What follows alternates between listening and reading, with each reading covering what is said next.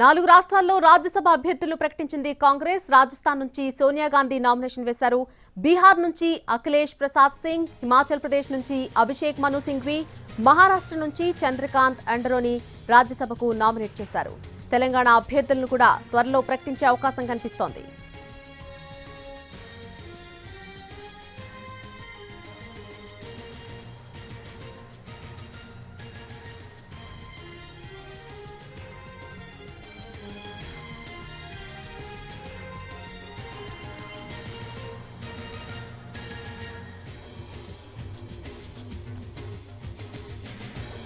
నాలుగు రాష్ట్రాల్లో రాజ్యసభ అభ్యర్థులను ప్రకటించింది కాంగ్రెస్. రాజస్థాన్ నుంచి సోనియా గాంధీ నామినేషన్ వేయడం జరిగింది. బీహార్ నుంచి అఖిలేష్ ప్రసాద్ సింగ్, హిమాచల్ ప్రదేశ్ నుంచి అభిషేక్ మను సింఘ్వి, మహారాష్ట్ర నుంచి చంద్రకాంత్ అండరోని రాజ్యసభకు నామినేట్ చేశారు.